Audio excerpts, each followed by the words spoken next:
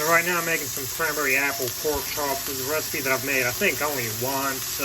Never had a chance to make it again just because a lot of the ingredients are seasonal.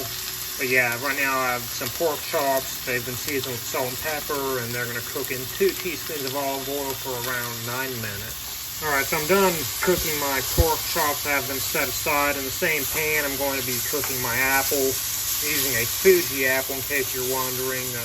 I've reduced the heat some, but yeah, I'm going to cook these for about 3 minutes. Now I've added a couple of cranberries. I'm going to continue to cook that for about a minute.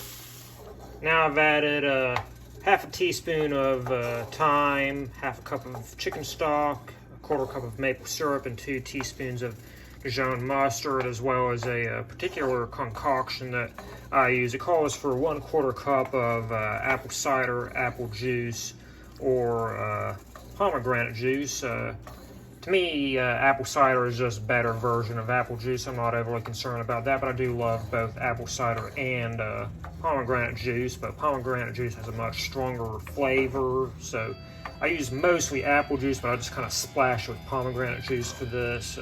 Yeah, I've raised the heat back up. We're waiting for it to come to a boil, which shouldn't take very long. So now that it's starting to boil, I've reduced the heat again, and we're just going to wait for it to thicken up some.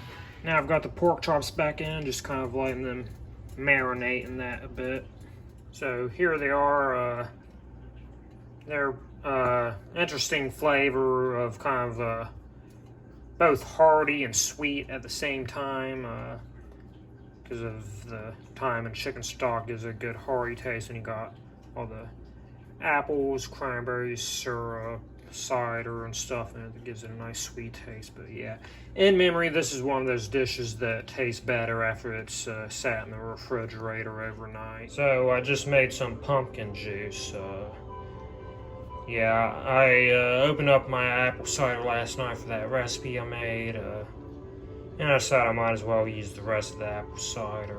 I've decided to kind of relax a little bit on my diet, so I guess I'll be drinking some pumpkin juice. I decided not to do a step-by-step recipe just because I did one last year, so no need to really do it again, I feel like. But yeah, I made some pumpkin juice.